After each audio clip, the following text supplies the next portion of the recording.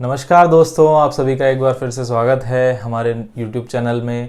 रश्मि रथी के पिछले सर्ग में हमने देखा कि कर्ण का अर्जुन को युद्ध के लिए ललकारना एवं गुरु द्रोण का कर्ण को कोई राज्य अर्जित करने को कहना एवं दुर्योधन द्वारा कर्ण को अंग देश का मुकुट पहनाकर उसका राज्याभिषेक करना, अंग देश का उसे राजा बनाना।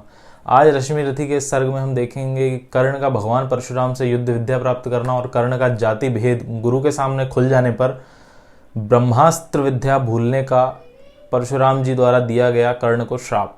तो बने रहिए हमारे साथ। शीतल विरल एक कानन शोभित अधित्यका के ऊपर, कहीं उत्स प्रस्त्रवण चमकते झरते कहीं शुभ निर्झर। जहाँ भूमि समतल सुंदर है नहीं दिखते हैं पाहन, हरियाली के बीच खड़ा है विस्तृत एक उटज पावन।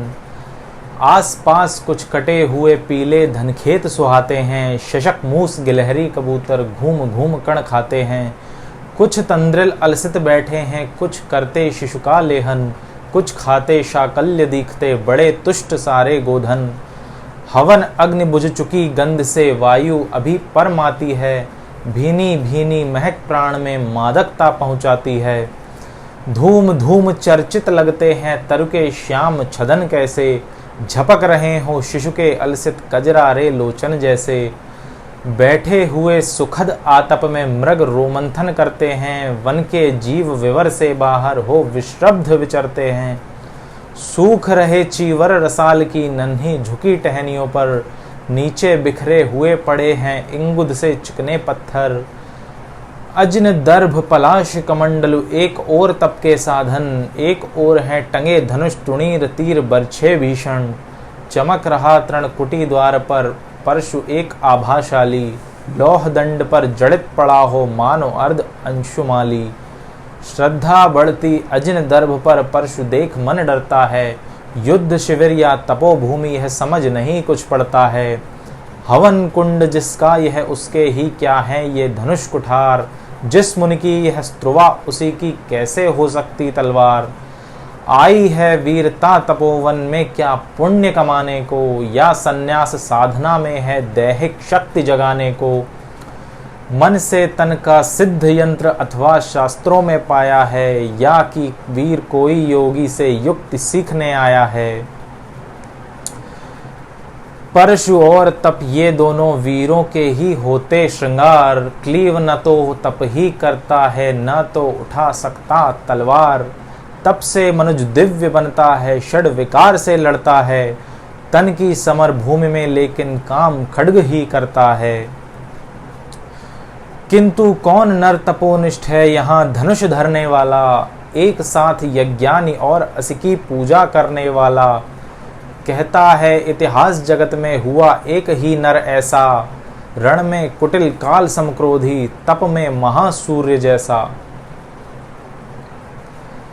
मुख में वेद पीठ पर तर्कस, कर में कठिन कुठार विमल। शाप और शर दोनों ही थे जिस महान ऋषि के संबल। यह कुटीर है उसी महामुनि परशुराम बलशाली का, भृगु के परम पुनीत वंशधर व्रति वीर प्रणपाली का। हाँ हाँ वही कर्ण की जांघों पर अपना मस्तक धरकर, सोए हैं तरवर के नीचे आश्रम से किंचित हटकर। पत्तों से छन छन कर मीठी धूप माघ की आती है, पड़ती मुनि की थकी देह पर और थकान मिटाती है। कर्ण मुग्ध हो भक्ति भाव में मग्न हुआ सा जाता है, कभी जटा पर हाथ फेरता पीठ कभी सहलाता है। चढ़े नहीं चींटियां बदन पर, पड़े नहीं तृणपात कहीं। कर्ण सजग है उचट जाए गुरुवर की कच्ची नींद नहीं। वृद्ध देह तप से कृशकाया उस पर आयुध संचालन, हाथ पड़ा श्रम भार देव पर असमय यह मेरे कारण। किंतु वृद्ध होने पर भी अंगों में है क्षमता कितनी, और रात दिन पर मुझ पर दिखलाते हैं ममता कितनी। कहते हैं ओ वत्स पुष्ट कर भोग न तू यदि खाएगा, मेरे शिक्षण की कठोरता को कैसे सह पाएगा। अनुगामी यदि बना कहीं तू खान पान में भी मेरा, सूख जाएगा लहू बचेगा हड्डी भर ढांचा तेरा। जरा सोच कितनी कठोरता से मैं तुझे चलाता हूँ, और नहीं तो एक पाव दिन भर में रक्त जलाता हूँ। इसकी पूर्ति कहाँ से होगी अगर बना तू सन्यासी, इस प्रकार तो चबा जाएगी तुझे भूख सत्यानाशी। पत्थर सी हो मांसपेशियां, लोहे से भुजदंड अभय, नस नस में हो लहर आग की, तभी जवानी पाती जय। विप्र हुआ तो क्या रखेगा रोक अभी से खाने पर, कर लेना घनघोर तपस्या वह चतुर्थ के आने पर। ब्राह्मण का है धर्म त्याग पर, क्या बालक भी त्यागी हों, जन्म साथ शिलोच्छ वृत्ति के ही क्या वे अनुरागी हों। क्या विचित्र रचना समाज की, गिरा ज्ञान ब्राह्मण घर में, मोती बरसा वैश्य वेश्म में, पड़ा खड्ग क्षत्रिय कर में। खड्ग बड़ा उद्धत होता है, उद्धत होते हैं राजे, इसलिए तो सदा बजाते रहते वे रण के बाजे। और करें ज्ञानी ब्राह्मण क्या, अस विहीन मन डरता है, राजा देता मान भूप का वह भी आदर करता है। सुनता कौन यहाँ ब्राह्मण की, करते सब अपने मन की, डूबी रही शोणित में भूखों भूपों की लिप्सा रण की। और रण भी किस लिए नहीं जग से दुख दैन्य भगाने को, पर शोषक पथ भ्रांत मनुज को नहीं धर्म पर लाने को। रण केवल इसलिए कि राजे और सुखी हों मानी हों, और प्रजाएं मिलें उन्हें वे और अधिक अभिमानी हों। रण केवल इसलिए कि वे कल्पित अभाव से छूट सकें, बढ़े राज्य की सीमा जिससे अधिक जनों को लूट सकें। रण केवल इसलिए कि सत्ता बढ़े नहीं पत्ता डोले, भूपों के विपरीत न कोई कहीं कभी कुछ भी बोले। ज्यों ज्यों मिलती विजय अहम नरपति का बढ़ता जाता है, और जोर से वह समाज के सिर पर चढ़ता जाता है। अब तो यह दशा कि जो कुछ है वह राजा का बल है, ब्राह्मण खड़ा सामने केवल लिए शंख गंगा जल है। कहाँ तेज ब्राह्मण में अविवेकी राजा को रोक सके, धरे कुपथ पर जहाँ पाओ वह तत्क्षण उसको टोक सके। और कहे भी तो ब्राह्मण की बात कौन सुन पाता है, यहाँ रोज राजा ब्राह्मण को अपमानित करवाता है। चलती नहीं यहाँ पंडित की, चलती नहीं तपस्वी की, जय पुकारती प्रजा रात दिन राजा जय यशस्वी की। सिर था जो सारे समाज का वही अनादर पाता है, जो भी खिलता फूल भुजा के ऊपर चढ़ता जाता है। चारों ओर लोभ की ज्वाला, चारों ओर भोग की जय, पाप भार से दबी धसी जा रही धरा पल पल निश्चय। जब तक भोगी भूप प्रजाओं के नेता कहलाएंगे, ज्ञान त्याग तप नहीं श्रेष्ठता का जब तक पद पाएंगे। अशन वशन से हीन दीनता में जीवन धरने वाले, सहकर भी अपमान मनुजता की चिंता करने वाले। कवि कोविद विज्ञान विशारद, कलाकार पंडित ज्ञानी, कनक नहीं कल्पना ज्ञान उज्ज्वल चरित्र के अभिमानी। इन विभूतियों को जब तक संसार नहीं पहचानेगा, राजाओं से अधिक पूज्य जब तक इन्हें नहीं मानेगा, तब तक पड़ी आग में धरती इसी तरह अकुलाएगी। चाहे जो भी करे दुखों से छूट नहीं वह पाएगी। थकी जीव समझाकर गहरी लगी ठेस अभिलाषा को, भूप समझता नहीं और कुछ छोड़ खड्ग की भाषा को। रोक टोक से नहीं सुनेगा नृप समाज अविचारी है, ग्रीवा हर निष्ठुर कुठार का यह मदांध अधिकारी है। इसीलिए तो मैं कहता हूँ अज्ञानियों खड्ग धरो, हर न सका जिसको कोई भी भूखा वह तुम त्रास हरो। नित्य कहा करते हैं गुरुवर खड्ग महाभयकारी है, इसे उठाने का हर कोई जग में नहीं अधिकारी है। वही उठा सकता इसको जो कठोर हो कोमल भी, जिसमें हो धीरता वीरता और तपस्या का बल भी। वीर वही है जो कि शत्रु पर जब भी खड्ग उठाता है, मानवता के महागुणों की सत्ता भूल न जाता है। सीमित जो रख सके खड्ग को पास उसी को आने दो, विप्र जाति के सिवा किसी को मत तलवार उठाने दो। जब जब मैं शरचाप उठाकर करतब कुछ दिखलाता हूँ, सुनकर आशीर्वाद देव का धन्य धन्य हो जाता हूँ। जियो जियो ए वत्स तीर तुमने कैसा यह मारा है, दहक उठा वन इधर उधर फूटी निर्झर की धारा है। मैं शंकित था ब्रह्मवीरता मेरे साथ मरेगी क्या, परशुराम की याद विप्र की जाति न जुगा धरेगी क्या। पाकर तुम्हें किंतु इस वन में मेरा हृदय हुआ शीतल, तुम अवश्य ढोगे उसको मुझ में है जो तेज अनल। जियो जियो ब्राह्मण कुमार तुम अक्षय कीर्ति कमाओगे, एक बार तुम भी धरा को निक्षत्रिय कर जाओगे। निश्चय तुम ब्राह्मण कुमार हो, कवच और कुंडलधारी, तप कर सकते और पिता माता किसके इतना भारी। किंतु हाय ब्राह्मण कुमार सुन प्राण कांपने लगते हैं, मन उठता धिक्कार हृदय में भाव ग्लानि के जगते हैं। गुरु का प्रेम किसी को भी क्या ऐसे कभी खला होगा, और शिष्य ने कभी गुरु को इस तरह छला होगा। पर मेरा क्या दोष, हाय मैं और दूसरा क्या करता, पी सारा अपमान द्रोण के मैं कैसे पैरों पड़ता, और पांव पड़ने से भी क्या गूढ़ ज्ञान सिखलाते वे, एकलव्य सा नहीं अंगूठा क्या मेरा कटवाते वे।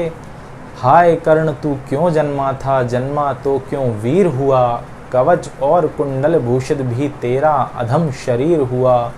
धस जाए वह देश अतल में, गुण की जहाँ नहीं पहचान, जाति गोत्र के बल से ही आदर पाते हैं जहाँ सुजान। नहीं पूछता है कोई तुम व्रती वीर या दानी हो, सभी पूछते मात्र यही तुम किस कुल के अभिमानी हो।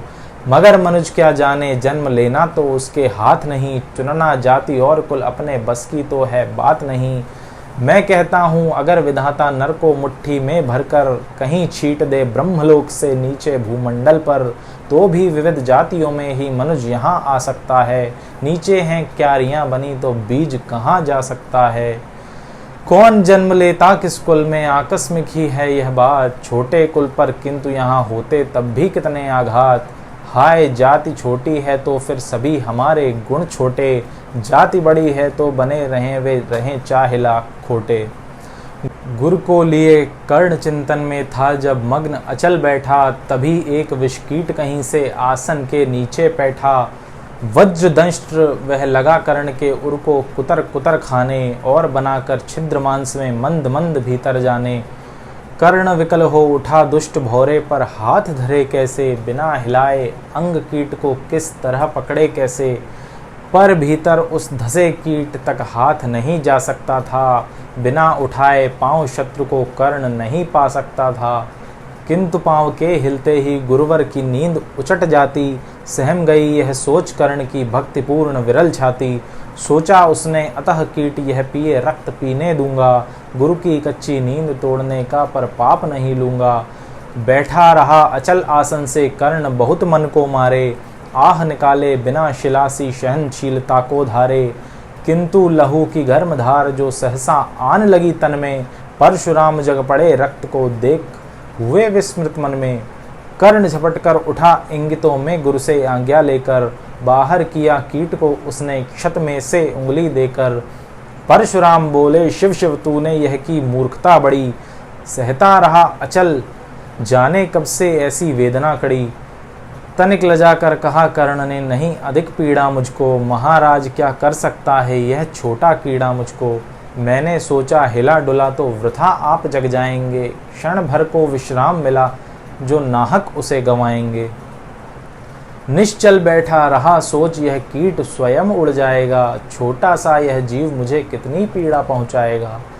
पर यह तो भीतर धंसता ही गया, मुझे हैरान किया, लज्जित हूँ इसलिए कि सब कुछ स्वयं आपने देख लिया।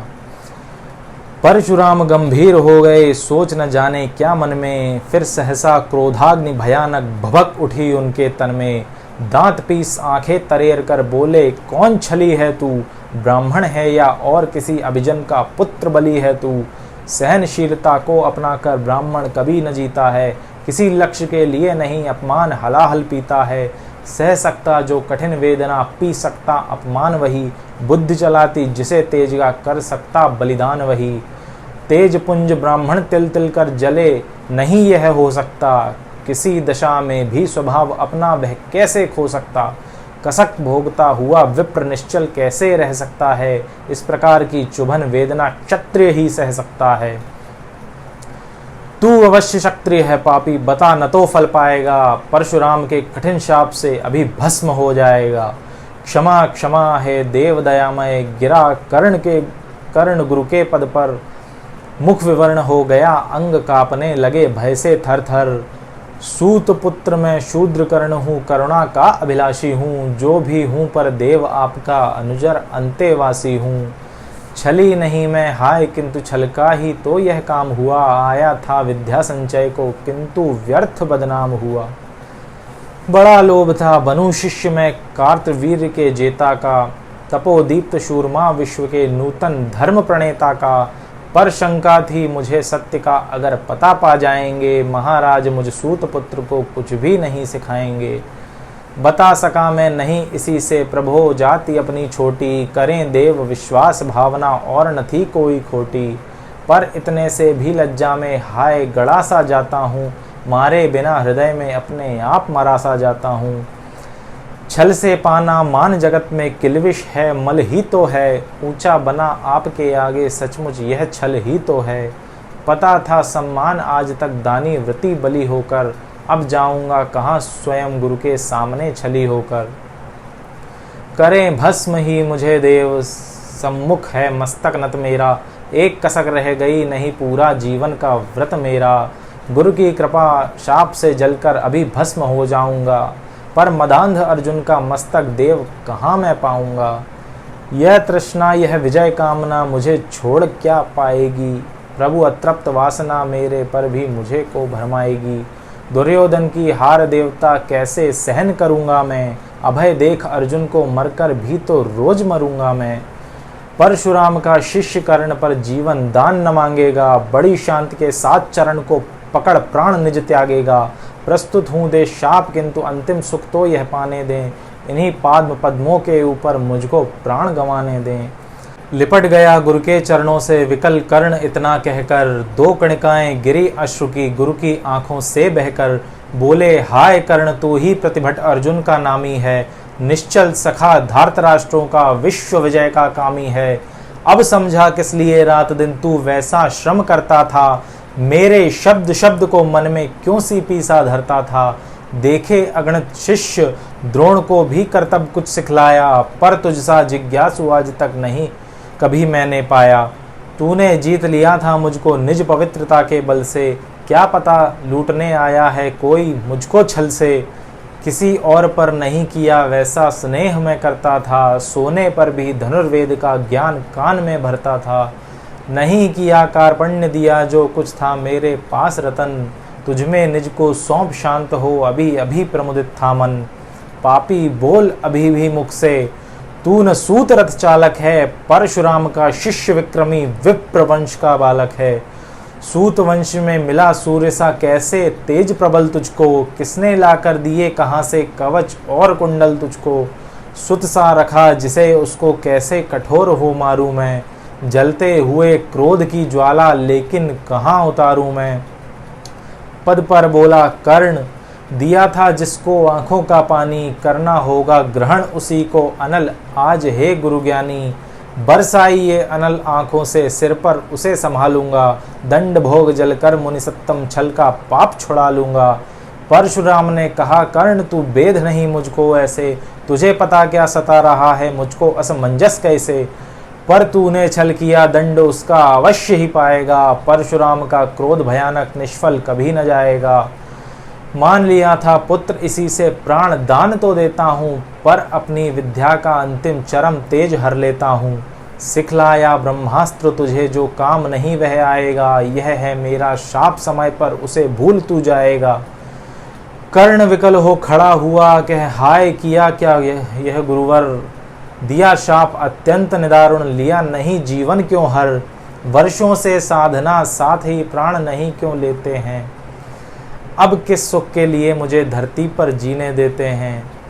परशुराम ने कहा कर्ण यह शाप अटल है सहन करो। जो कुछ मैंने कहा उसे सिर पर ले सादर वहन करो।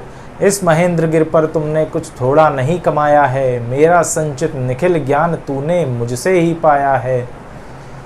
रहा नहीं ब्रह्मास्त्र एक इससे क्या आता जाता है। एक शस्त्र बल से न वीर कोई सब दिन कहलाता है।